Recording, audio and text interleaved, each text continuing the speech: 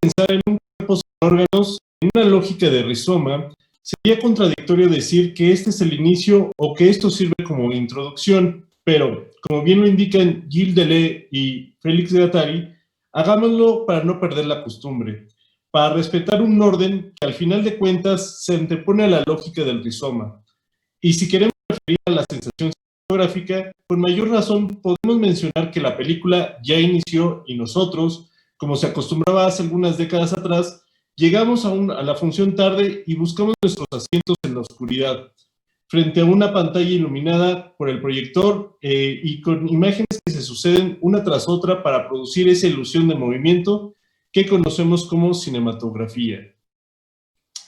La ponencia va a estar dividida en 5 puntos que me gustaría explorar. El primero es el relato visto como estructura ósea de la obra cinematográfica.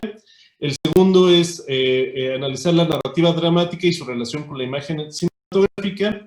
En el tercero me gustaría explorar algunas narrativas alternas que permiten acercarnos a esta lógica de rizoma.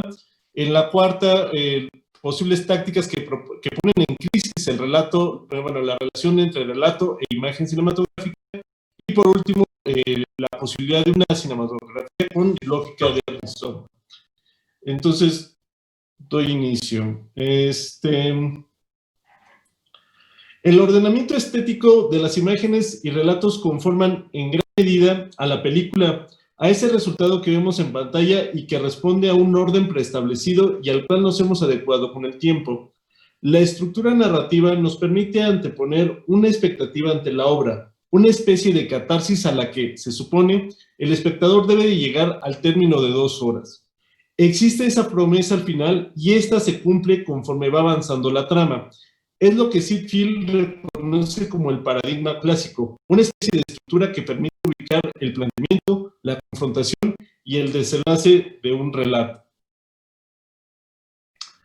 El cine, cuando empezó a entenderse como medio narrativo, pronto echó sus primeras raíces. Primero, relató la vida cotidiana. Luego comenzó a coquetear con relatos que iban desde 2 hombres combatiendo con mangueras de agua hasta la adaptación de novelas que ilustraron viajes a la luna.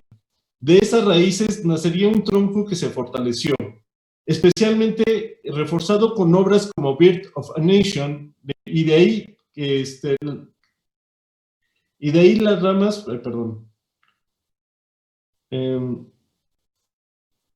aunque diversas, siempre siguieron el modelo de su tronco y no importó si se producían en la extinta Unión Soviética o en Japón. La referencia era aquel tronco robusto y firme establecido por el señor David Ward Griffith. Por esto, la relación que tenemos con la cinematografía ha sido a partir de la lógica arbórea, de la estructura que define claramente sus partes y nos promete un final. Como reza el dicho, no se le piden pedas al olmo, y eso demandamos de la película, un final que cumpla las expectativas generadas mediante moldes que llamamos géneros, los cuales determinan un desenlace y una experiencia que se espera tener, al menos si vemos, tal o cual película. El drama implica acción, y si no se percibe un cambio considerable entre una escena a otra, la trama se torna monótona. Es por esta razón que el molde clásico está diseñado de dicha forma. ¿Qué pasa si mi personaje no quiere nada?, pregunta un angustiado Charlie Kaufman, encarnado por Nicolas Cage en la película Adaptation, a un Robert McKee ficticio durante un seminario de guión cinematográfico. Si tu personaje no quiere nada, le responde, entonces no me hagas perder mis 2 horas de tiempo. La ironía radica en que el personaje de Charlie Kaufman no quiere nada, o eso aparenta, y genera una paradoja dentro de la misma estructura dramática. Y en realidad, pareciera que nadie desea ver escenas cotidianas. Eso ya fue tarea de Andy Warhol y cintas como Sleep o Empire, donde la acción en la primera es ver a un hombre dormir y en la otra es la imagen del Empire State en Nueva York durante el transcurso de una noche. Una estructura narrativa arbórea permite que la película sostenga el interés del público, que se mueva para provocar emociones y cumpla su promesa de final de entretener.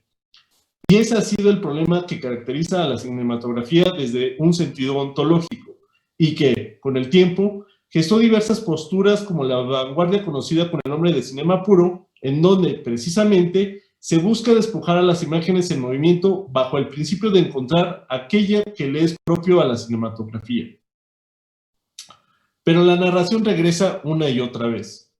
El cine cuenta historias, y esto parece ser la condición en la relación que tenemos con las imágenes en movimiento. Pero hay quienes juegan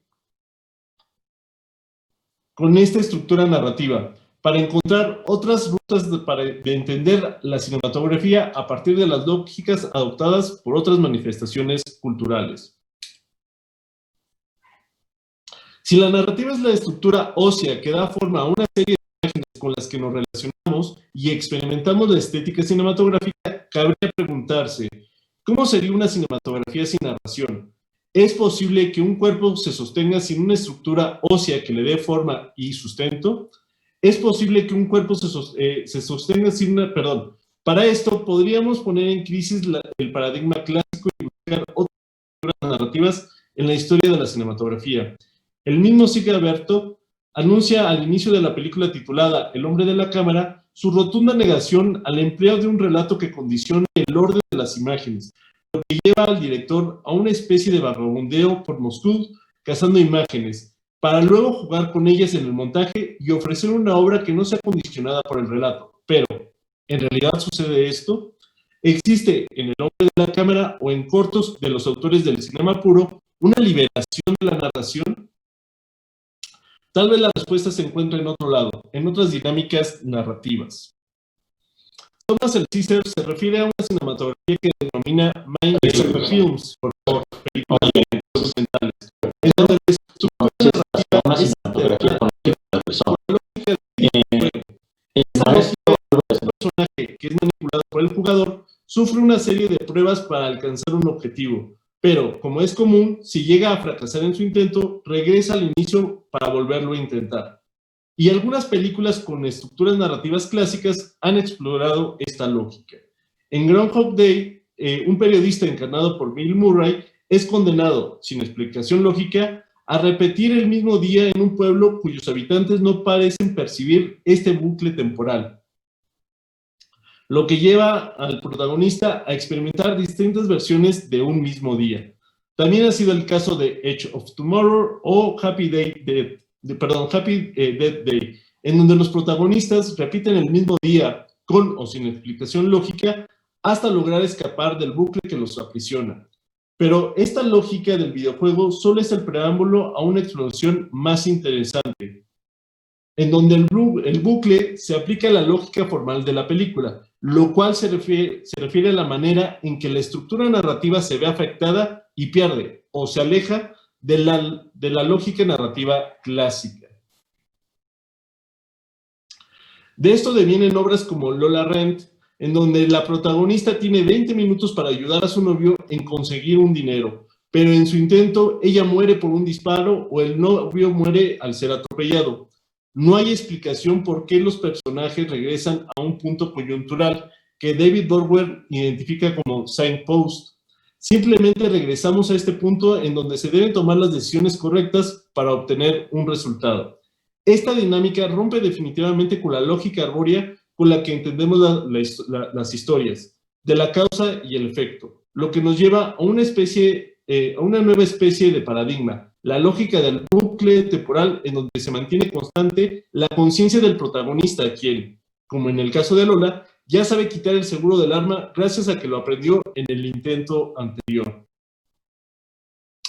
Ahora, esto lo podemos enmarcar en los terrenos del puzzle film que propone Warren Bogland y fragmentar el relato para alterar su orden cronológico, como sucede en Irreversible de Gaspar Noé, en donde la trama se construye de la última escena en una lógica de causa y efecto hasta llegar a la primera escena, como crítica a una postura ideológica en donde no se puede regresar en el tiempo y evitar las causas de nuestras acciones. Por otro lado, se puede modificar este orden inverso alternando fragmentos de orden cronológico y producir una especie de parábola temporal, como sucede en Memento, de Christopher Nolan.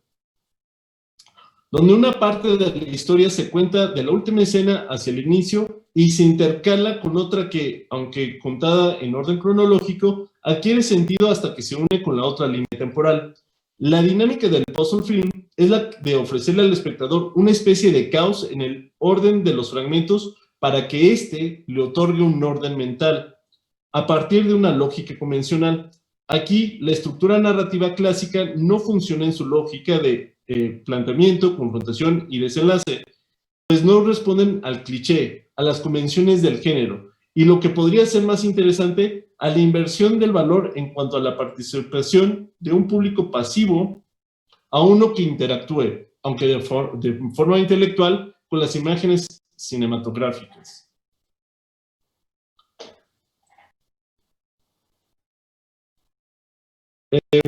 Aún así, la negación de una narrativa cinematográfica parece ser imposible. Partimos de una narración y otorgamos un relato a la imagen A sucedida por la imagen B, en una especie de efecto Kuleshov, donde las más dispares de las imágenes provocan un choque dialéctico, en el sentido einsteiniano de la palabra.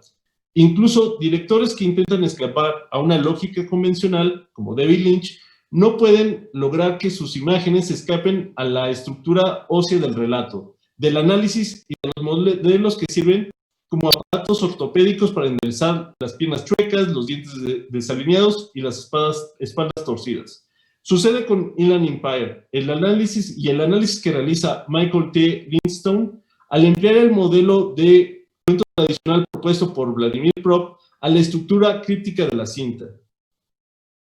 Estemos de acuerdo o no con los resultados de este análisis, el asunto es que el argumento es válido y lo que pareciera escapar a la narrativa convencional solamente responde a una lógica a la que es necesario aplicar un código que permita reconocer esa estructura.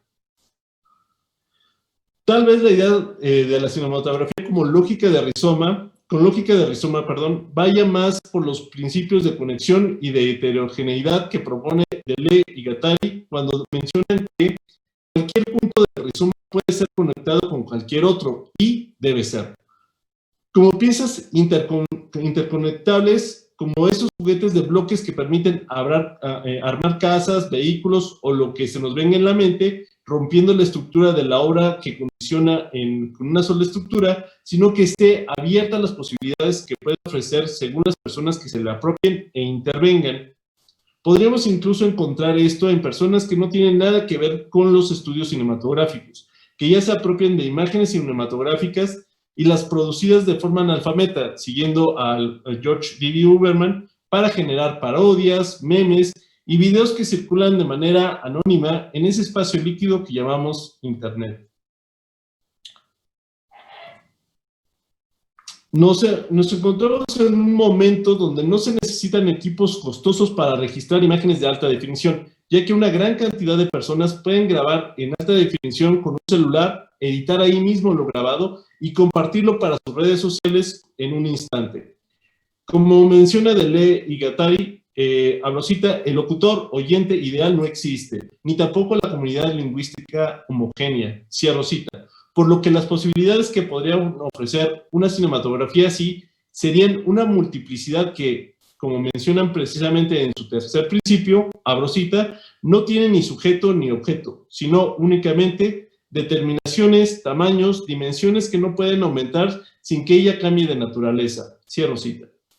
Esto ya está sucediendo en Internet, donde esas imágenes de todos tipos son intercambiadas, alteradas y puestas en juego para darles distintas lecturas, para encontrar en ellas aquello que se escapa de la lógica arbórea, de la estructura ósea de lo narrativo. Abro cita, el montaje, menciona Didi Huberman, escapa a las teologías, a las teleologías, temporalidades contradictorias que afectan a cada sujeto, a cada acontecimiento, a cada persona, cada gesto. Cierro cita. Ya no hay un autor fijo y del que deviene el discurso, sino que esa multiplicidad podría lograr que la cinematografía se escape, aunque sea por unos instantes, de una estructura rígida que la determina, no solo en las formas en que es consumida, sino en la forma en que se construye, en sus mecanismos internos y que le otorga una sensación muy específica. la cual ha sido buscada desde la invención del cinematógrafo. La propuesta de Lee y Guattari suena a una ruta viable que posibilita cuestionar el condicionamiento de la imagen con respecto al relato, aquello que Peter Greenaway anuncia como una muerte de la cinematografía y que en realidad es el cruce de un umbral que nos lleva a una lógica distinta, tal vez a la lógica del rizoma, pero falta mucho por explorar. Como inicio, suena tentador pensar en que la cinematografía pudiera ser esta especie de juego compuesto por bloques interconectables que posibiliten una relación entre el fabricante y los usuarios para tener distintas versiones de una película. Las posibilidades se antojan infinitas, pero también falta mucho por revisar, mucho por explorar en este mar que conocemos como Internet y que seguramente tendrá ya muestras con las que se puedan ejemplificar esta relación. Obras anónimas que ya deben de circular en este flujo infinito de imágenes que conforman una mezcla desterritorializada de ideas, lenguas, mecanismos del pensamiento, en fin, un verdadero montaje como lo menciona Didi Huberman. Estas prácticas contemporáneas de las imágenes en movimiento nos pueden llevar a entender aquella lógica del rizoma, de cómo una obra puede contener una serie de pensamientos que se combinan, chocan y sacan chispas. Esa máquina de pensamiento que propone Edgar Morin podría estar compuesta por muchos pensamientos, por muchos accidentes que permitan adentrarnos a estructuras que desconocemos totalmente. Retomando a Morin, cuando menciona que el filme hace el trabajo de una máquina auxiliar de sentir, motoriza la participación, es una máquina de proyección e identificación. Pero qué distinto sería dejar de solamente proyectarse y en cambio construir esa imagen. De nuevo, esto no es innovador, las personas ya se construyen, como lo menciona Boris Groys. Abro cita, la forma última del diseño es, sin embargo, el diseño del sujeto, cierro cita. La estética está en la representación de uno mismo en las redes sociales, en la construcción virtual que sirva como representante del sujeto en la Internet. Detrás de cada imagen hay una serie de conexiones que se extienden también al infinito. ¿Qué nos puede aportar la lógica del rizoma en la cinematografía? Sea esta pregunta la que nos sirva de cierre para dar paso a otro inicio y nos volvamos a insertar en otro flujo que nos devele más preguntas en esta búsqueda infinita, como en los cines que hace algunos años en donde podríamos entrar una vez iniciada la película. En fin, nos podemos quedar una vez terminada la función, ya que existe la permanencia voluntaria. Muchísimas gracias.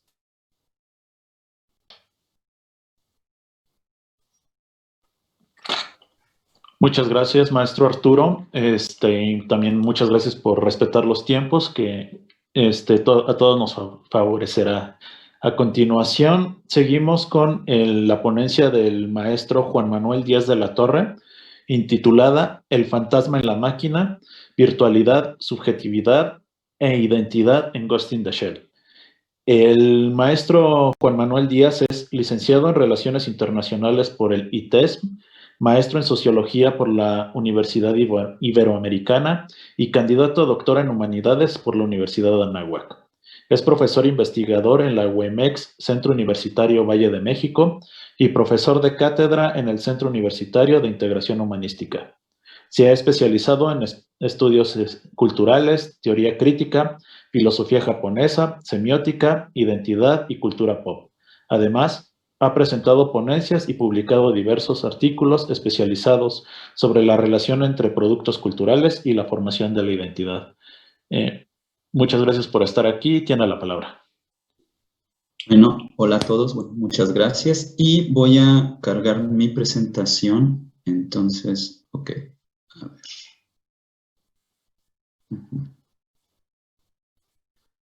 Permítanme, por favor. Aquí está. Ok. Entonces, bueno, pues vamos a empezar. Empezando, bueno, a comentar esta película que actualmente es clásica de la animación japonesa de 1995, que se llama Ghost in the Shell. un poco jugando con el título, bueno, pues la ponencia se llama El fantasma en la máquina. Ahora entenderán un poquito más por qué. Bueno, pues básicamente, ¿de qué voy a hablar? Ya se adelantaba una interpretación de la película animada llamada Ghost in the Shell, el director es Mamoru Oshii, en 1995, desde el pensamiento de Gilles Deleuze, particularmente la noción de lo actual y lo virtual. Es un análisis del arco dramático de dos personajes, uno, la protagonista, Motoko Kusanagi, y el antagonista, que es una entidad, digamos, virtual llamada el Puppet Master. Estos arcos dramáticos son ejemplos de procesos de subjetivación que, bueno, vamos a platicar desde la perspectiva de Deleuze y de otros autores como Guattari, Sueli Rolnik, inclusive Groys, la noción de nosotros mismos a la que bien podemos llamar identidad, ¿no? Entonces, vaya, la subjetivación es este proceso de formar un yo, si cabe la expresión, ¿no? Una noción de nosotros mismos, que no quiero decir que sea enteramente real, ni mucho menos, sino simplemente hay una noción que nosotros presentamos ante un público que le podemos llamar somos nosotros, ¿no? Bueno, pues aquí vemos un frame del inicio de la película, Making of a Cyborg. Ahorita vamos a ver un breve video. En el caso de los personajes, el proceso de subjetivación es el tránsito de lo virtual y lo actual y viceversa, ¿no? Kusanagi es un personaje que tiene un cuerpo cibernético. De hecho, en este frame vemos que la están formando. Lo único que tiene humano es el cerebro, ¿no? Entonces, la pregunta que subyace es, ¿qué hace al ser humano humano, ¿no? O sea, un cerebro en un cuerpo cibernético puede ser humano, y la pregunta del antagonista del Puppet Master es, yo soy una inteligencia artificial, ¿me puedo convertir en un ser humano, ¿no? Entonces, este es el proceso que subyace en sentidos contrarios, ¿no? La formación de identidad de estos dos personajes se funda en el reordenamiento como máquinas deseantes, ¿no? Entonces, el cyborg se vuelve una alegoría, más allá del organismo cibernético, se vuelve la alegoría de Deleuze de la máquina deseante, ¿no? Este organismo cuyo deseo va a establecer las directrices de su existencia misma, ¿no? Yo como ser humano soy máquina deseante en la medida que deseo algo, que quiero algo, ¿no? Y no es que yo quiera cumplir cabalmente ese deseo, sino lo que quiero es seguir deseando, ¿no? Yo quiero tener un celular, ropa, lo que sea, y una vez que lo obtengo, tengo que buscar otra búsqueda de ese deseo, ¿no? Entonces, bueno, pues al final Kusanagi y el Puppet Master, pues, terminan siendo máquinas deseantes en toda la expresión de la palabra, ¿no? Entonces, tenemos, pues, el fantasma y la noción de fantasma, que en la película la utilizan como una suerte de alma y de autoconciencia, ¿no? Fantasma, ghost, espíritu inclusive. Entonces, es esta idea, propiedad cabal únicamente del ser humano, que tiene noción de sí mismo, sabe que es algo. Pero ¿qué sucede cuando una inteligencia artificial tiene noción de sí misma, ¿no? ¿Qué pasa cuando el Puppet Master cobra noción de sí misma y ubica esta capacidad de existencia, digamos, en un mar de datos, ¿no? Esta idea de hasta dónde llego yo si estoy inmerso en un mar de información y de datos, ¿no? Hasta dónde llega mi conciencia. Y vaya, el parámetro aquí para configurar esto, la noción de la conciencia, en algo que no puedo delimitar que sea yo, pues es, digamos, el mecanismo para amarrar esto, para delimitarme, serán los recuerdos. Pero si el Puppet Master puede hackear y configurar los deseos de las personas, creando falsos recuerdos, pues entonces, ¿quién soy yo, ¿no? Entonces, aquí.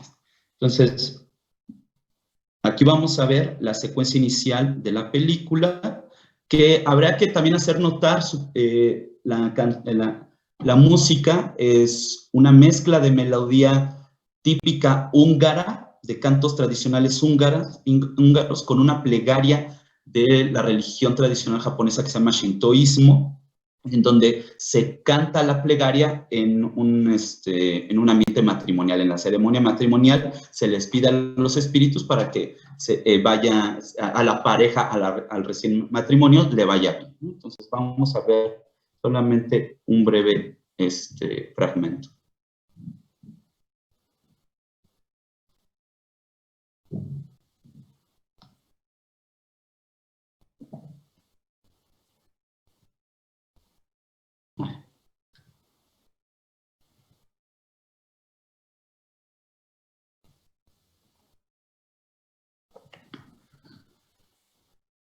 Ay, disculpen,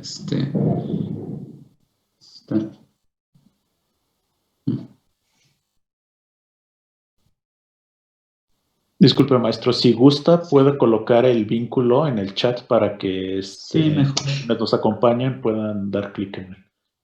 Sí, yo creo que eso es lo que voy a hacer para evitar que estar dependiendo de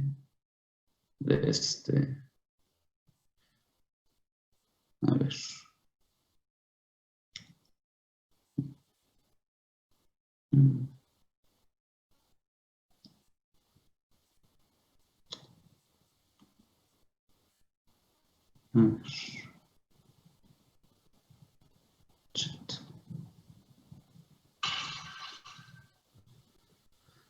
Bueno, a ver.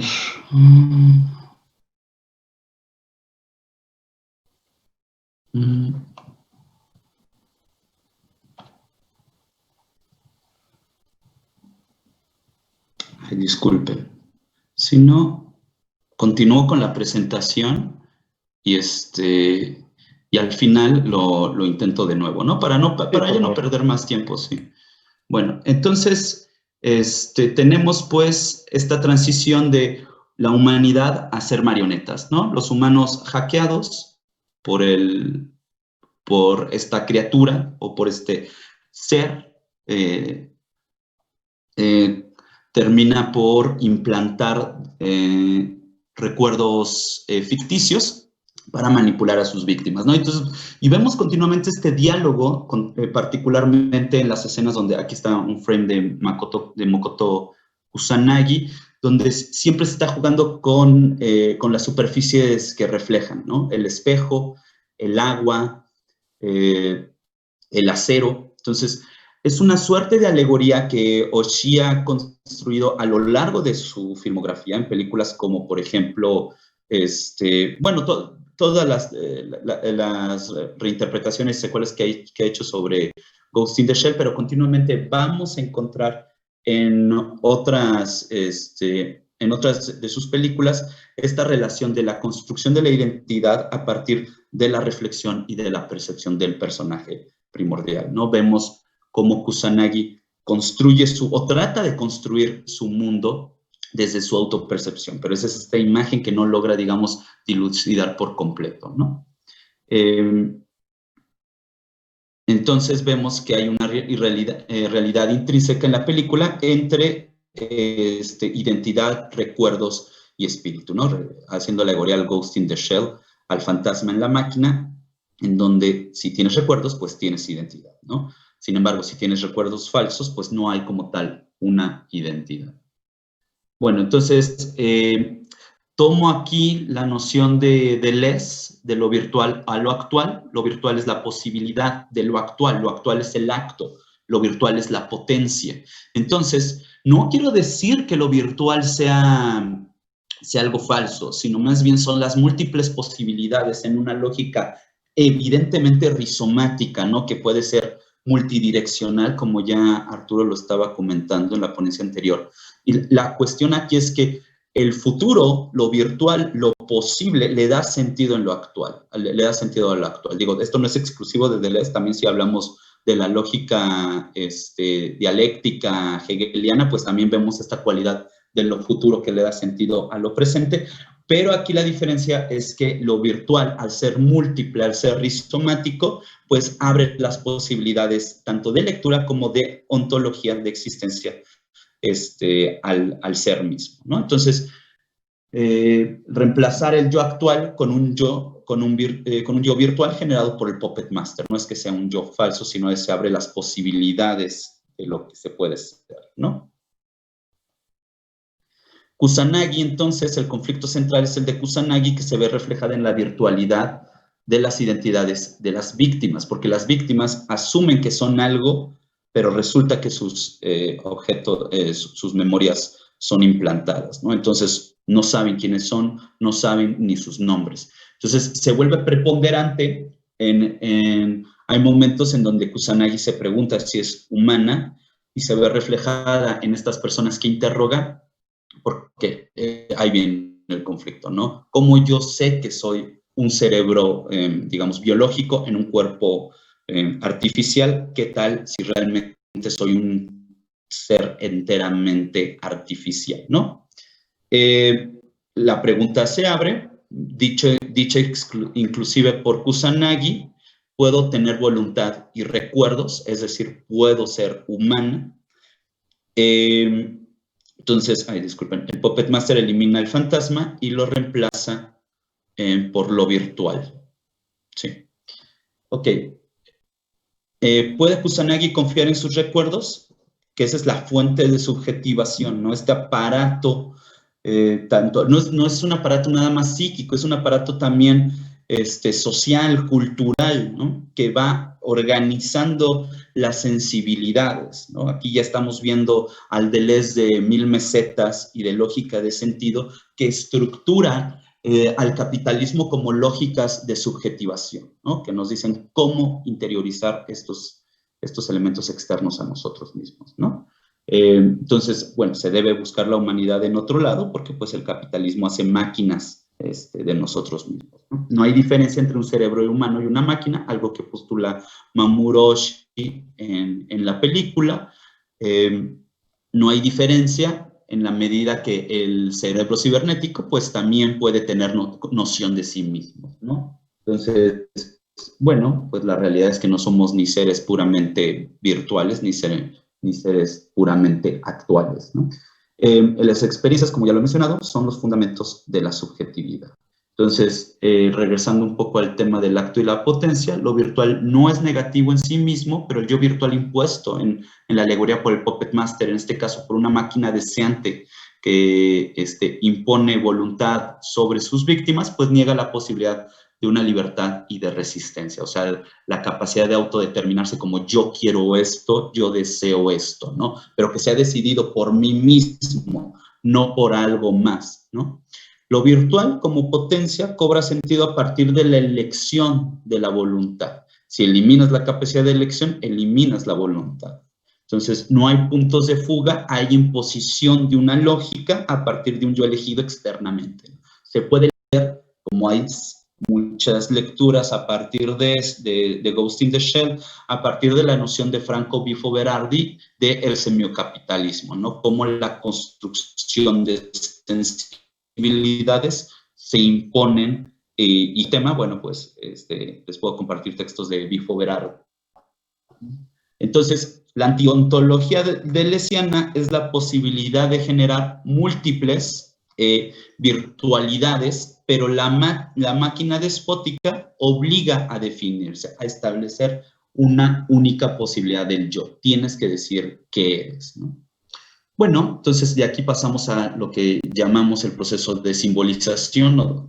Que es dar significado a estas experiencias en una gramática personal desde las percepciones, hacer actual lo virtual. Esto posibilita los puntos de fuga como posibilidades del yo. Entonces, estamos ante dos posibilidades, una semiontología, una ontología de la gestación de los significados para mí y para mi gramática personal, o de movimiento, ¿no? Generada por el movimiento y la información. Entonces, cualquiera de las dos opciones, creo que el cine lo representa cabalmente, ¿no? O sea, el cine como ejemplo de una semiontología, de una máquina o de un artefacto que produce signos a partir de los cuales nos vemos reflejados y que producimos nuestros propios significados. Yo veo algo en la pantalla y me está hablando directamente a mí. Ahora imagínense cuando hablamos de las llamadas micropantallas como celulares, videojuegos, etcétera, ¿no? Entonces, ahí podemos hablar que la pantalla es semiontológica o si escogemos el siguiente término, la ciberontología. Una ontología, esto venido de los dos libros de Deleuze llamados Cinema 1 y Cinema 2, dice, bueno, el cine como movimiento. Y ahí tenemos que el cine es movimiento, son bloques de movimiento. Claro, esto a partir de la filosofía de Bergson, que Bergson también en su momento hablará del incipiente cine que le tocó ver. Entonces, esta ontología del movimiento es generada a partir del dinamismo de la pantalla, como de nuevo un dispositivo que genera imágenes en movimiento, pero que al mismo tiempo genera información. Y esta información, pues, reproduce mundos, reproduce sentidos de vida, etc. Entonces, la cita de Deleuze: en virtud de la identidad dramática de los dinamismos, una percepción es como una partícula. Una percepción actual se rodea de una nebulosidad de imágenes virtuales que se distribuyen sobre circuitos móviles, cada vez más distantes, cada vez más amplios, que se hacen y se deshacen, ¿no? Esto Deleuze lo escribe en el texto llamado Lo actual y lo virtual, donde, pues sí, evidentemente una percepción, en este caso venido de la pantalla, genera diferentes partículas virtuales sobre digamos, las posibilidades que la pantalla me plantea, ¿no? Lo humano construye la realidad y no al revés, porque yo con mi decisión voy a decidir, voy a elegir cuál es el virtual que quiero hacer actual, ¿no? Entonces, no hay una realidad, digamos, actual, sino hay realidades o posibilidades virtuales que yo voy a hacer, que yo voy a hacer actuales, ¿no? Entonces, Oshii, en palabras de uno de sus personajes, lo dice: si algo es tecnológicamente posible, el hombre tratará de hacerlo, ¿no? Y este paso, bueno, será los mecanismos para hacerlo virtual actual. La esencia de es la esencia de Kusanagi y del Puppet Master. Es la esencia de lo meramente humano, buscar certeza en las posibilidades que tienen a su disposición. Y entonces llegamos al punto de que son el mismo tipo de ser, aislados de los demás, acentuados por escenas profundamente intimistas, en donde vemos a los personajes simplemente con ellos recortados ante una escenografía que puede ser la ciudad, una ciudad futurista o una bodega abandonada. Entonces, la conciencia de Kusanagi es la propia red de datos a los que puede acceder, ¿no? Su conciencia trasciende su cuerpo, el yo que continúa sin límites, la identidad, se pregunta Kusanagi hasta dónde llega, ¿no? Porque si no hay límites, ¿qué soy yo? ¿La base de datos son parte de ellas o es una conciencia expandida? ¿Cuáles son los límites de la existencia de una conciencia que puede acceder a Internet, ¿no? Recuerden que esto lo estamos hablando en 95 y de hecho algo así va a tocar en el mismo tenor William Gibson en Neuromancer en el libro de 1984. Y para mí que la mejor adaptación de Ghost in the Shell es Matrix, ¿no? O sea, la primerita, porque habla precisamente de estas cualidades de la identidad entre una identidad actual y real, perdón, actual y virtual. Entonces tenemos que el ghost, el fantasma, el espíritu se construye a sí mismo. Hay una certeza de yo en la identidad, en la simbolización de datos y experiencias, y no hay una certeza sin factores externos que construyen al espíritu o al ghost. Kusanagi y el Puppet Master tienen ghost. Si me preguntan después de analizar en estos términos la película, pues yo diría que sí, cualquier entidad que tenga conciencia de sí misma puede generar virtuales de su propia actualidad, ¿no? Y claro, esto se configura a partir de las decisiones de su propio ghost. En esta escena, que bueno, les voy a poner las imágenes para que lo vean por el internet, pero Puppet Master en esta escena lo detienen de alguna manera y avienta un cuerpo artificial y dice: bueno, yo soy un ser vivo y pido asilo político, y compara el ADN con un programa informático, ¿no? Entonces, porque tanto el ADN y el programa informático como conjunto de directrices tienen la misma directriz, que es sobrevivir y propagarse, sobrevivir y difundir. Y llega un punto muy interesante al final de la película en la que el Puppet Master invita, ese sería el último fragmento que me gustaría ponerles, sería un diálogo entre el Puppet Master y Kusanagi, en donde le dice, ¿sabes qué? Vamos a unirnos, porque la variedad, yo no puedo tener variedad. En la medida que yo tenga variedad, puedo sobrevivir. Entonces, la unión, la mezcla de dos códigos va a hacer variedad y la variedad sería la diferencia, ¿no? Sería la clave para la supervivencia de los seres vivos. Y entonces, pues, llegamos a la conclusión que la vida es un sistema autoconsciente por la complejización de una operación básica, ¿no? O sea, sobrevivir. En la medida que un sistema pueda complejizar su propia operación, sobrevivirá, ¿no? Que eso es el asunto del Puppet Master. Busca su propia existencia misma en un mar de datos, en donde hasta que encuentra, digamos, un complemento que es el personaje de Kusanagi. Entonces, ¿por qué nace el concepto de recuerdos? Pues, perdón, el concepto de identidad, de individualidad, por los recuerdos.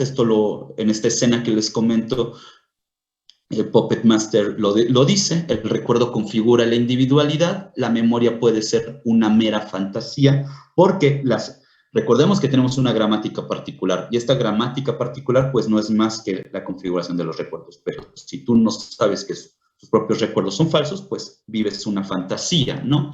Y hasta lo decía Ficino en el siglo XV, ¿no? Tal vez el proceso de simbolización, la prueba de estar vivo, crear, transformar y dar significado a cosas que no lo tienen, ¿no? Entonces, lo semiótico es la cualidad de lo humano. Somos los únicos animales que somos capaces de crear signos y significados. Entonces, de hecho, este tipo de escenas intimistas, aisladas, que vemos en Ghost in the Shell. Pues bueno, hasta aquí dejaría la ponencia y desafortunadamente no puedo... Bueno, les voy a poner las ligas ahorita en el chat. Y ya que espero tengan la oportunidad de verlo, porque ilustran toda esta argumentación que he estado haciendo sobre la película de Mamoru Oshii. Ya hay otras secuelas, hay inclusive un anime, pero yo trataría esto como un trabajo autónomo, donde la reflexión es la cualidad de lo humano, ¿no? Entonces, bueno, pues quedo pendiente a las preguntas después de mis compañeros. Muchas gracias. Muchas gracias, maestro Juan Manuel. Continuamos en nuestro programa con el maestro Ramón Aguilar Naranjo. ¿Está aquí? Sí. Estoy. Muy bien. Él nos dará la ponencia con el título Cine, GIF o GIF, discusión y literatura. Es licenciado en Arquitectura y Urbanismo por la Universidad Iberoamericana, licenciado en Filosofía por la Universidad Autónoma de Querétaro y maestro en Creación y Apreciación Literaria por el Instituto de Estudios Universitarios de Puebla. Muchas gracias por estar aquí. Tiene la palabra. Gracias, Romano. Hola, buenas tardes. Bueno, déjenme presentar en pantalla, dejen compartir algunas imágenes con las cuales vamos a acompañar esta reflexión. A ver si es cierto. Déjenme ver.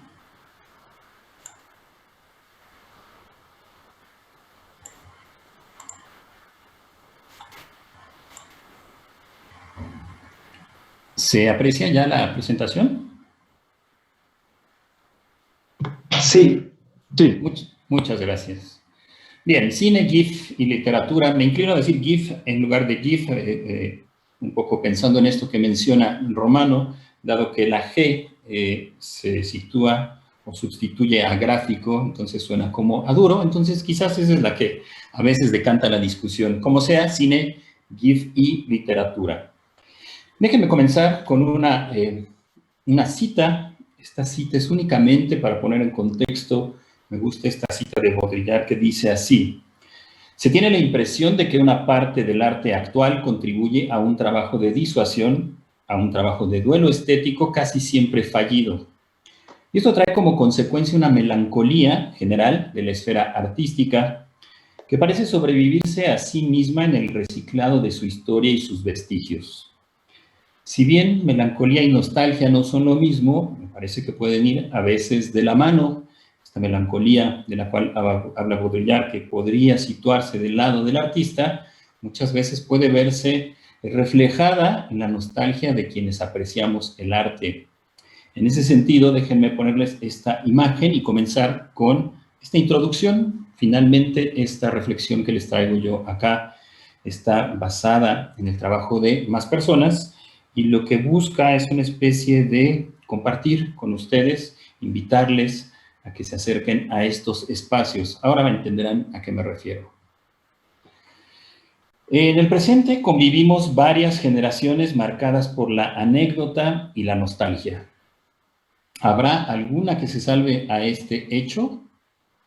Recuerdo con claridad la primera vez que mi papá me contó cuando, aún imberbe en aquel entonces, como yo lo era al escucharle por primera vez en aquella anécdota, en un vapor de la ciudad de Guadalajara y en compañía de su abuelo, quedó atónito al ver a un hombre cuyo torso desnudo parecía, debido a las múltiples cicatrices, un mapa del tesoro. «Es Juan sin miedo», le dijo mi bisabuelo al ver la mirada perpleja de mi progenitor. Juan Silvetti Mañón, conocido también como el Meco y el Tigre de Guanajuato, por cierto, acreditado por el IMDb en 5 documentos cinematográficos, incluyendo el largometraje Juan sin miedo, del director Juan José Segura, donde compartió papeles con Jorge Negrete. Este personaje se convirtió no solo en el ídolo de mi padre, sino en el referente histórico y cultural de un México plagado de anécdota y nostalgia artística. Están también las repetidas, déjenme ver que esto como que se trabó. Ahí está. A ver. Bueno, si no se deja dar play, allí está. Están también las repetidas, redundantes y francamente aburridas. Se fue para allá. Anécdotas que en mi propia generación, esta que ya no tuvimos la oportunidad de encontrar héroes en los baños públicos, salen a colación una y otra vez en cada reunión escolar, las mismas de siempre. El más grande de mis tíos, en el sentido cronológico, en el sentido de la edad, ese de la generación intermedia entre mis abuelos y mi mamá, no puede evitar ojos vidriosos cuando recuerda con nostalgia los helados que disfrutaban después de comer en Mariscos Maclovio, mejor conocido en aquel entonces, en la década de los 70, como El Costeñito. Mi tío decía acerca de estas anécdotas cuando éramos pobres. Y bueno, no es que fuéramos a comer un zapato, pero finalmente parece ser que una vez que nos empezó a ir a toda la familia un poco mejor, dejamos de lado estos pequeños rincones de este México tradicional que finalmente abonan a esta nostalgia. Para algunos, probablemente para muchos de los que estamos aquí hoy, la nostalgia tiene buena veta en la escena artística, en la arquitectura, en la pintura, en la escultura y desde luego en la música. Junto a esta, quizá donde puede verse con más éxito este regodeo anecdótico que creo tanto nos gusta, es en la literatura y en el cine. Ambos abrevan en el recuerdo, nacen, viven y mueren por él y en él, aunque suene a letanía, lo suscitan y lo avivan. Por eso estamos aquí, o más precisamente, por eso estoy yo aquí, para compartir con ustedes este breve homenaje, colgándome del trabajo de otros. No soy literato ni cineasta, pero sí entusiasta, que algunas nobles almas, héroes cuasi anónimos, tienen a bien convidarnos, seguramente por propio placer, pero también con el ansia de difundir literatura y cine.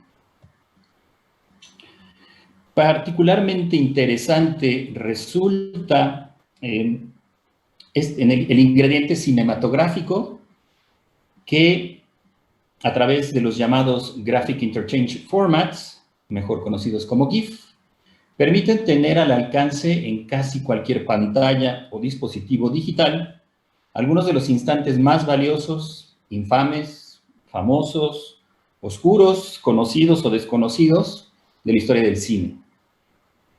Paradójicamente, esto solo es posible a través de la segmentación de la escena en fotogramas, solo para ser puestas de nuevo en movimiento a través de la animación digital. Los GIFs que vemos entonces, los GIFs cinematográficos, no lo son. De por sí, las imágenes que vemos no lo son computaciones, no son imágenes, son simplemente eso. Una rápida revisión de los GIF cinematográficos en Internet revela un dato interesante. Esto es desde luego desde mi apreciación. Las imágenes que aluden a las emociones, contento, o decir sí, decir no, perdón, contento, triste, motivado, o aquellos que apelan también a los pronunciamientos, a decir sí, ahora sí, como dice Jack Nicholson, a decir no, a decir nunca, a decir tal vez, después, en fin, etc. En cambio, los gráficos animados que tienen como propio protagonista al arte del celuloide muestran preferencia por el cine viejo. Esto, desde luego, no es una norma, pero es una especie de termómetro que retrata el sentir de esta nostalgia de la cual he estado hablando. Por un cine, de nuevo permítanme la expresión, para las almas viejas. Antes de llegar al cine y la literatura, quiero mostrarles ejemplos alternos donde queda excluido uno de los dos componentes. El GIF estará en este ejercicio siempre presente, necesariamente presente. Hablo entonces de que a veces faltará la literatura o a veces faltará el cine. A partir de este momento, ilustraré esta reflexión con el trabajo de quienes tienen a bien amenizar mis días, específicamente dentro de la red social de Twitter, con estos suspiros de letras o imágenes animadas que hacen referencia a dos de las más bellas artes. Paradójicamente, dejaré de usar los gráficos animados descargados de la red y me limitaré a mostrar las capturas de pantallas que dan justamente crédito a quien difunde, es decir, al dueño de la cuenta, los datos que comparte a manera de texto y las imágenes animadas que componen en el elemento cinematográfico. Tenemos entonces, primero, estas emociones.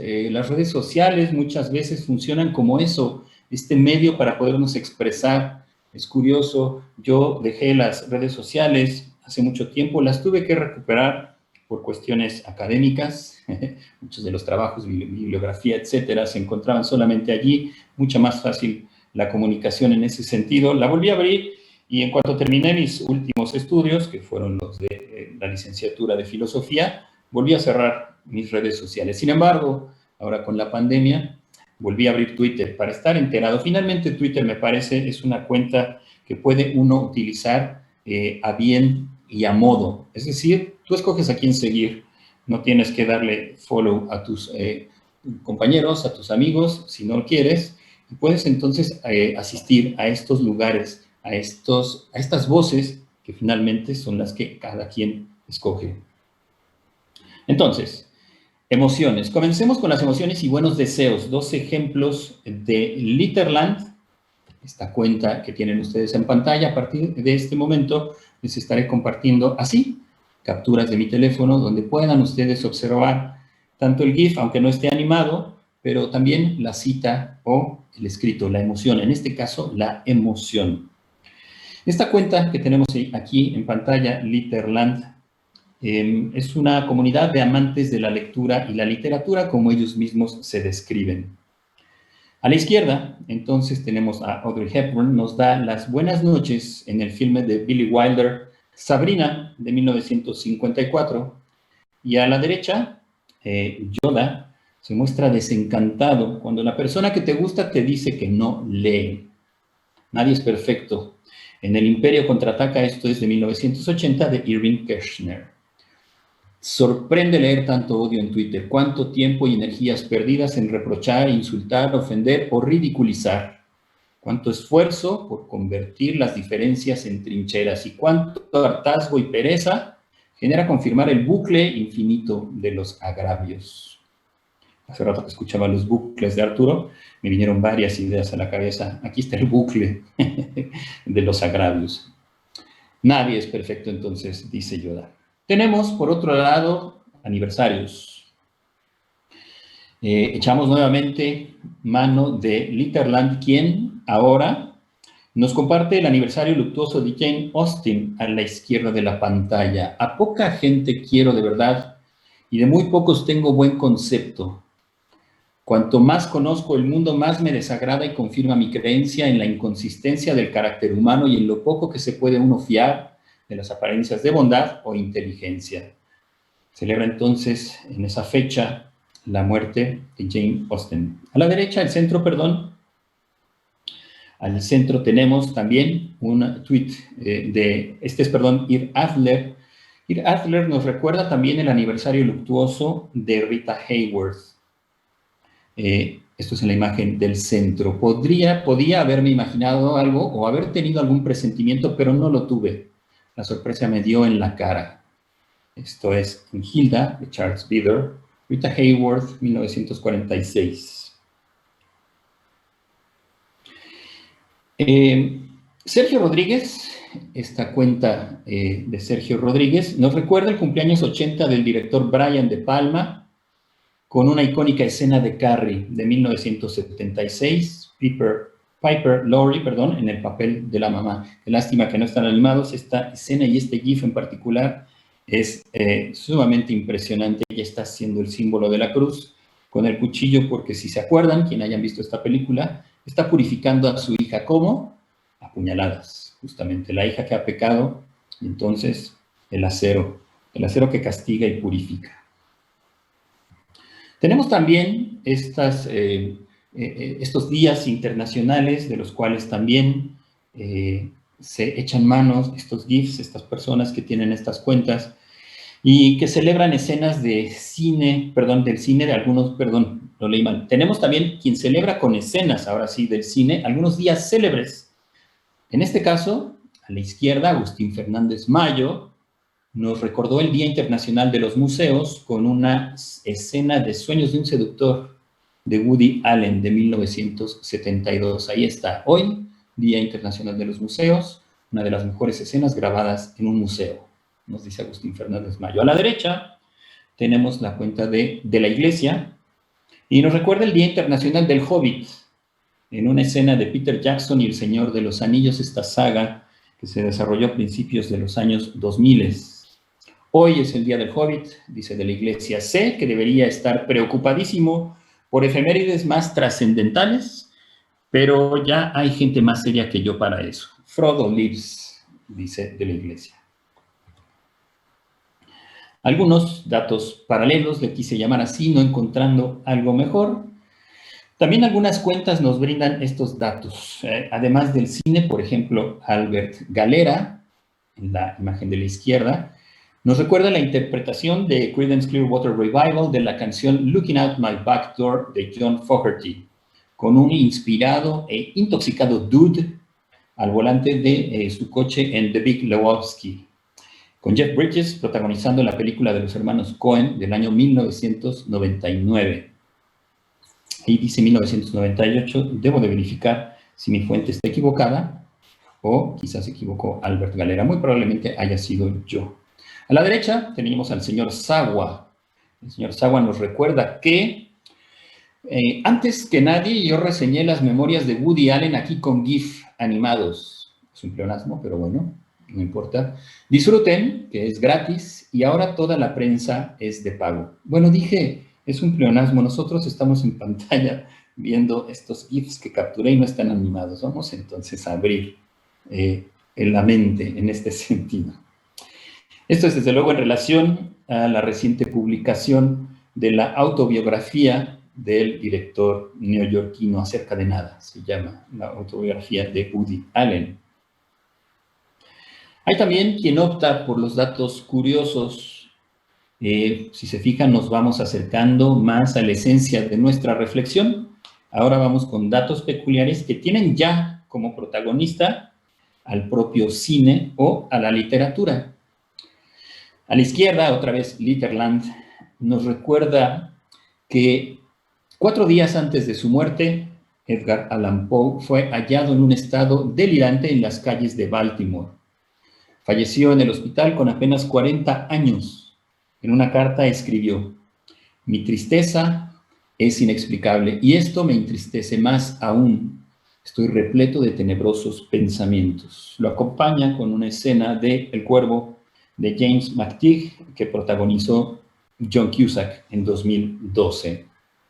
También Litterland, al centro, nos recuerda que esta es una de las primeras escenas de la lectura en el cine, protagonizada por Lillian Gish en True Heart Susie, dirigida por Griffith en 1919, David Wark Griffith.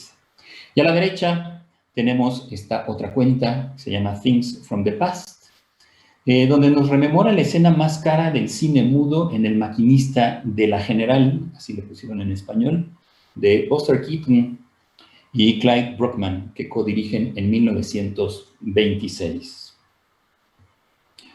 Una escena más en esta, un escenario más, o una acción más que cobra pues el protagonismo en esta escena de la pantalla de Twitter, son las habilidades. Dando crédito a algunas de las habilidades peculiares del cine, esta otra nueva cuenta, Screen Eyes, a la izquierda, recupera algunas de las escenas más riesgosas de Buster Keaton. Este GIF es sensacional porque condensa, ustedes recordarán o sabrán que Buster Keaton hacía sus propios stunts, sus propias acciones, es sabido, las lesiones, las habilidades, además, físicas que tenía Buster Keaton y todas estas delirantes escenas que nos transportan al cine mudo, con Buster Keaton haciendo de las suyas. Conocido por su audacia, pues, para encarnar secuencias que pusieron literalmente su vida en riesgo. A collection of some of Buster Keaton's most impressive stunts from the silent era. A la derecha, Manu nos dice que el poder del método de Hitchcock recae en la intensa orquestación de los detalles, poniendo como ejemplo una escena de su film Notorious. Tuyo es mi corazón, lo pusieron en español, de 1946. Tenemos escenas famosas del cine. Estas son las escenas, como pueden ustedes ver, no aluden a la literatura, son escenas memorables, al menos al juicio, en este caso, de Things from the Past. Ahí está la cuenta. Nos comparte una escena de los vampiros. Louis Feuillet, en 1915. Al centro, Screenis nos comparte nuevamente a Buster Keaton haciendo una salida estrepitosa. Esto es en la película, si no me equivoco, Vecinos, Neighbors. Y tenemos a la derecha esta escena de Screenis, perdón. Déjenme ver porque me tapa aquí, soy medio malo para el zoom. Me tapa la pantalla. A ver, ahí está. Creo que ahí está. Ahora sí. Dice, aún si no viste esta escena de Victor Strawson, The Phantom Carriage de 1921, esta escena te va a resultar un poco familiar. ¿Por qué? Porque justamente el actor está abriendo una puerta con un hacha y se asoma. Creo que ya todos adivinan cuál es esta escena famosa de Stanley Kubrick con Jack Nicholson en El Resplandor. Disculpe, maestro, si gusta hacer su cierre. ¿Ya terminé? 2 minutos para su cierre. Ok. Bueno, me quedé como a la mitad de hablar. Perdón. A ver. Déjenme entonces cerrar con la reflexión que puse al final. Esto continuaría un poquito más, después les compartiría yo escenas que comparten tanto el cine como la literatura, es decir, la selección literaria con la selección cinematográfica. Y el último ejercicio al cual sabía, a ese sí que no íbamos a llegar, era el último donde estas cuentas nos comparten citas literarias que no tienen que ver con la escena cinematográfica. Ese sería el punto de reflexión. Déjenme leerles entonces la conclusión. Queda pendiente el paquete más interesante desde el punto de vista analítico, ya no contemplativo, el que combina citas literarias de una obra y un GIF cinematográfico de otra. Este, me parece, es el ejercicio arriesgado de quien publica, pero también de quien aprecia. Más allá del, desde mi punto de vista, torpe pronunciamiento, a mí me gustó más el libro. Los ejemplos que vimos en esta sección, a la cual, perdón, no llegamos, no hacen sino emparejar al escritor con el cineasta. Existan o no las comparaciones, exista en mayor o menor medida las similitudes o las discrepancias, finalmente es un ejercicio de acompañamiento, esto que acabamos de ver. Armónico o friccionado, no importa. Este otro que queda para después es mucho más complejo, con opciones ilimitadas, con alcances insospechados. Bueno, hasta aquí este brevísimo recorrido de la mano de quienes con nostalgia o no tienen el afán de mantener vivas dos de las más maravillosas expresiones artísticas, el cine y la literatura. Bueno, gracias. Déjenme ver cómo hago para salir de aquí. A ver. Muchas gracias, maestro Aguilar. Gracias. Continuando en el orden del programa, bueno, es momento de mi participación. Yo soy Romano Ponce Díaz, servidor. La ponencia que presentaré es intitulada Espectador, Caminante, Actor y Autor, la potencia de los videojuegos como forma de relatos ergódicos y el recorrido de espacios tridimensionales como narrativa. En mi síntesis profesional, soy doctor en Arte y Cultura por parte del CUAD de la UDG y Estudios Visuales de la Facultad de Artes de la UMX. He centrado mi investigación en la producción en el análisis narrativo de cinematografía y videojuegos, abordados como objetos de arte visual. Actualmente soy candidato a pertenecer al Sistema Nacional de Investigadores, CONACYT. Considerando que estoy en un lugar con mucho ruido, me permitiré en este momento realizar la transmisión de una videoponencia que grabé anteriormente para presentar con ustedes. De igual forma, si sucediera algún error de transmisión en el sistema de comentarios, les voy a dejar el link a donde lo podrán observar.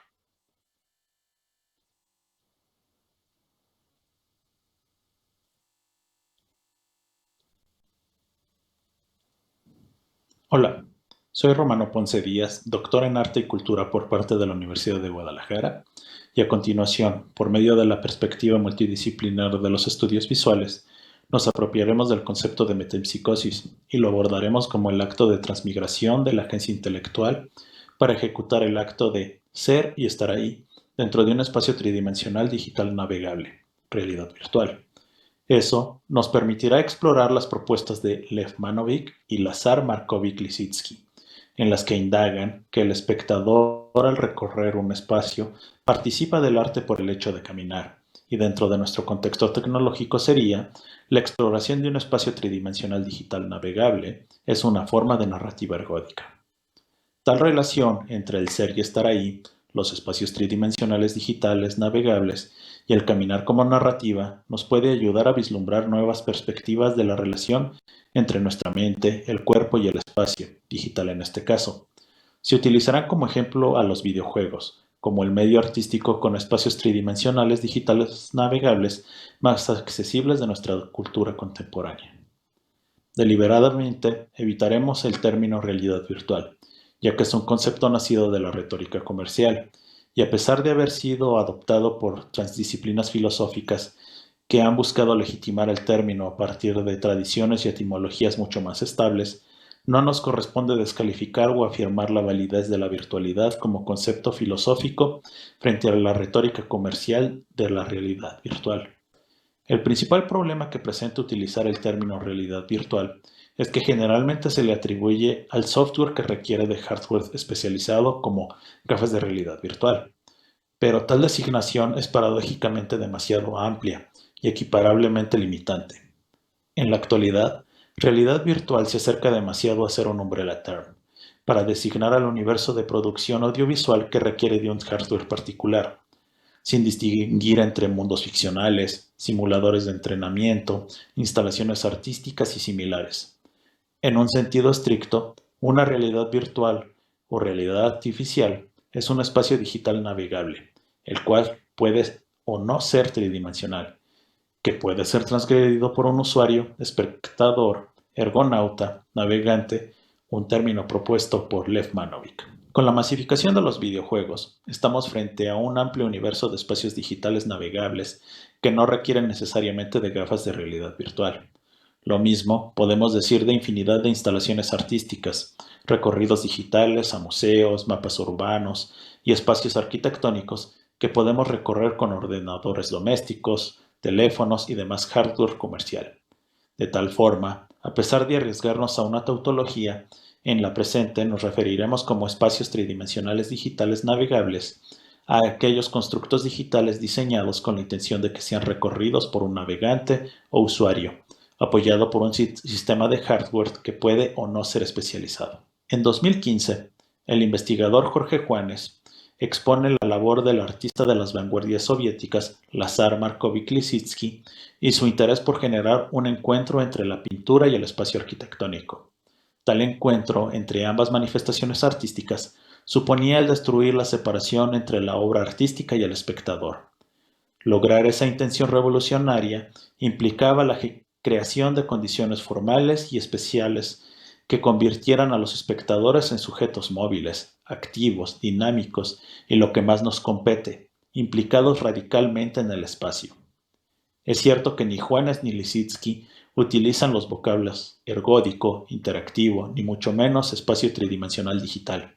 Sin embargo, las intenciones vanguardistas de Lisitsky, materializadas en sus diseños de espacios de exposición, proyectos museográficos y salas de exposición, establecieron que el movimiento del espectador es vital en la narrativa de los objetos artísticos. Lisitsky consideraba fundamental el implicar al espectador, transmutarlo en el protagonista de la obra, retirarlo de la participación trivial, convocarlo a poner en juego y por completo en el movimiento del cuerpo. Tradicionalmente, las pinturas, colgando de las paredes, inducían la pasividad del espectador. Nuestra construcción, diseño, en cambio, lo hará activo. Esa es la función de nuestra sala. Con cada movimiento, el espectador cambia su percepción de la pared. El espectador está físicamente implicado en la interacción con el objeto expuesto.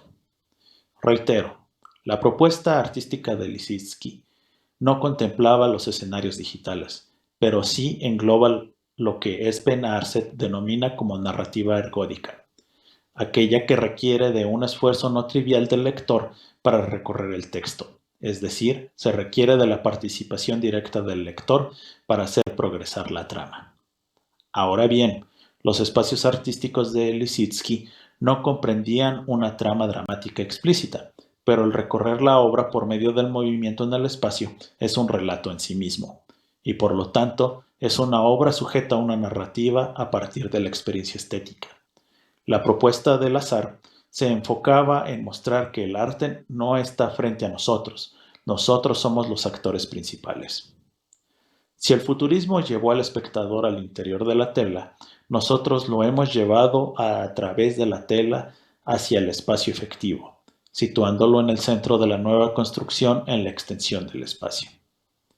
Si seguimos lo señalado por Lev Manovic, los videojuegos, en mayor medida, requieren o vislumbran un aspecto narrativo, ya que en su construcción se encuentran en el recorrido de espacios o paisajes digitales. Los espacios tridimensionales digitales son los más cercanos a un sueño lúcido, ya que siguen la propia lógica de verosimilitud interna, que bajo una perspectiva cartesiana podrían carecer de sentido, pero en el momento de vivenciarse, los saltos narrativos, temporales y espaciales responden a una lógica interna que no es cuestionada en ese momento. Los espacios tridimensionales digitales son representaciones de mundos ficcionales, que ante todo son verosímiles, pero no necesariamente realistas o simulaciones indistinguibles del mundo analógico. Lev Manovic, en su análisis de los videojuegos Doom y Myst, retoma el concepto de diégesis presentado por Michel Desserteaux, en que la trama establece un itinerario, guía, y el navegante lo atraviesa, transgrede.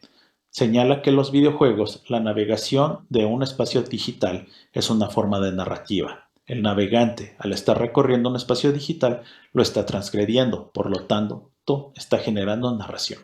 El punto más relevante de Myst es que inicia con el paisaje tridimensional, lo que nos lleva nuevamente a Manovic, puesto que el punto principal del relato es transmigrarnos a un nuevo paisaje, un nuevo mundo, y el recorrerlo es un relato en sí mismo.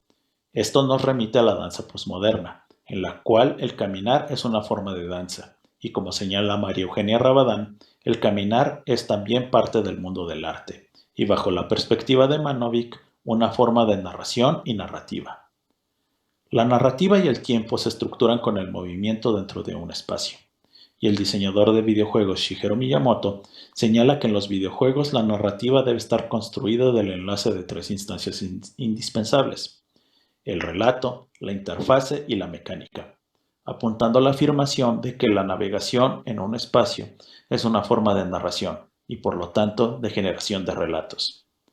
En un videojuego, la narrativa no está compuesta únicamente por los cutscenes, los diálogos y los documentos. La narrativa está conformada por todo aquello que hacemos en el videojuego en sí mismo, gameplay. Todo es una constante interrogante que vamos resolviendo con nuestras acciones, con nuestra forma de jugar, cada salto, la forma en que recorremos el espacio. Cada enemigo que derrotamos o del que huimos es el relato en sí mismo, y por lo tanto, es narrativa, en este caso, ergódica.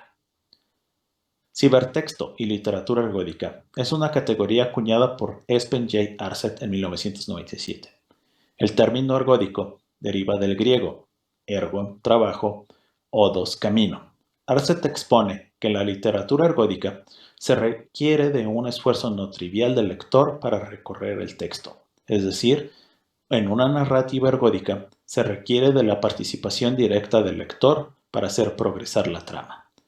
Cuando alguien participa de una narrativa ergódica, es consciente constantemente de estrategias y trayectorias no tomadas, de voces no oídas.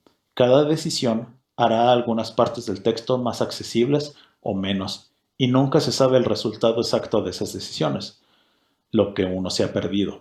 El participante de las narrativas ergódicas es un jugador, un navegante, un apostador, que puede explorar, perderse o descubrir sendas secretas, remitiéndonos a lo que Humberto Farías denominó como el simulacro de la suspensión de la realidad cotidiana a partir del arte, que lleva a la experimentación de un campo simbólico por medio de otra realidad, la realidad de las verdades ficcionales. Farías manejaba como analogía la posición del usuario que funge como espectador, actor y director de un filme presentado por un artista. Pero en el campo de las narrativas ergódicas se supera la posición de analogía, y es un hecho operativo, ya que el usuario cumple el rol de espectador, escritor, navegante y director del relato propuesto por el autor. Según Arset, podemos clasificar como formas de literatura ergódica los libros creados por R.I. Montgomery de Choose Your Own Adventure, los juegos de rol de pen and paper como Dungeons and Dragons, las narrativas no lineales que hacen uso del hipertexto, los multi-users dungeons, e incluso podemos aventurarnos a decir que Rayuela de Cortázar es una forma de literatura ergódica, ya que es la participación directa del lector la que estructura, da sentido y progreso a lo relatado. Podemos señalar que los textos lineales se estructuran como un laberinto circular, es decir, solamente hay una senda y un modo de recorrerla. En cambio, los cibertextos, en su estructura de laberinto arbóreo y su aspiración de laberinto rizomático, requieren de la implicación directa del lector, quien en realidad es un navegante, y a esa capacidad de recorrer las ramificaciones en el árbol del relato es a lo que podemos llamar como la capacidad ergódica. Finalmente, abordaremos nuestra apropiación del concepto de metempsicosis, término derivado del griego que significa traslado de un alma a otro cuerpo. También se le llama reencarnación o transmigración del alma, el cual lo abordaremos desde una perspectiva desvinculada de las connotaciones religiosas y lo adscribiremos como el acto de transmigración de la agencia intelectual para ejecutar el acto de ser y estar ahí dentro de un espacio tridimensional navegable. Podemos hacer el planteamiento transitorio de que uno de los principios fundamentales constitutivos de los videojuegos como narrativa audiovisual es la metempsicosis. La metempsicosis, desde la interpretación de transmigración, es el primer acto a realizar simbólicamente por el participante en el momento de adentrarse a un videojuego. Es decir, transfiere su personalidad, su moralidad e incluso su ética a un nuevo cuerpo, en este caso digital, el del personaje. El participante, además de aportar movimiento y acción, transmigra su conciencia en un acto de ser y estar ahí. En otras palabras, el videojuego no es un acto de control, es más cercano a un acto vivencial o performativo. Existen situaciones en que la metempsicosis se convierte en un acto de interpretación, desde la acepción de la dramaturgia, donde el participante responde de acuerdo con la lógica y verosimilitud que corresponde al protagonista planteado, respondiendo al rol de héroe, antihéroe, villano u otros que el autor ha determinado anteriormente. Incluso existe un punto intermedio en que el autor plantea la